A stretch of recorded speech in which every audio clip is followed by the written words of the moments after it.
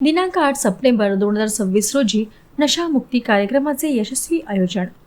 दिनांक 8 ऑगस्ट 2026 रोजी सर्वोदय शिक्षण मंडळ अंतर्गत शांताराम पोटदुखे विधी महाविद्यालयातील राष्ट्रीय सेवा योजना यांच्या वतीने महाविद्यालयाचे प्राचार्य डॉक्टर एजाज शेख सर यांनी आजची पिढी नशामुळे कशा प्रकारे विकृत होत चाललेली आहे ते थांबविण्यासाठी या कार्यक्रमाचे आयोजन करण्याचे आदेश दिले.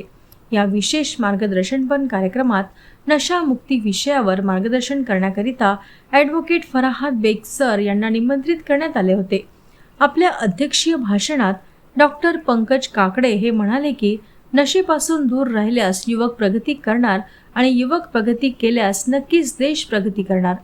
प्रमुख पाहुणे ॲडव्होकेट फराहात बेग नशामुक्ती या विषयावर बोलताना म्हणाले की समाज व्यवस्थेवर नशा केल्याने किती गंभीर परिणाम झालेले आहेत आणि येणारी युवा पिढी कशी वाचवता येईल यासाठी आणि यासारख्या वाईट प्रकारच्या व्यसनापासून आपण कसे दूर राहावे त्याबद्दल त्यांनी मार्गदर्शन केले.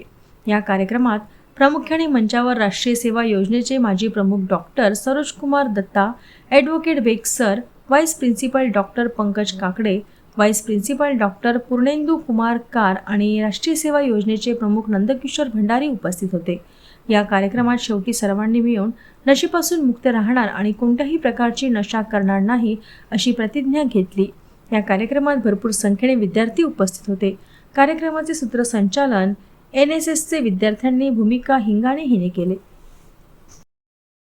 Shantaram Potdukhe college of law के माध्यम से NSS के जो टीम है पूरी वो टीम डिफरेंट टॉपिक को लेकर कार्यक्रम करते रहती है. तो उसी सिलसिले में आज भी एक कार्यक्रम लिया गया जिसे ड्रग एडिक्शन प्रिवेंशन कैसे किया जाए इस पर आज बोलना था. तो कार्यक्रम में ड्रग्स के नुकसान क्या है, ड्रग्स का नशा किन हालातों में हमारा देश चला गया है, भारत का जो युवा है वो नशे का जो आदी होता जा रहा है उससे बचने के उपाय, नशा कैसे नुकसान देता है, नशे की वजह से कितने घर बर्बाद होते हैं, नशा किस ढंग से बर्बाद करता है फैमिलीज को, पढ़ाई को, अपनी ज़िंदगी को, और आखिर में एक दिन हम मौत के मुंह में चले जाते हैं, उससे कैसे बचना चाहिए, इस सिलसिले में हम लोगों ने आज एक प्रोग्राम दिया था. तो बच्चों को हमने बताया है कि इससे हमेशा दूर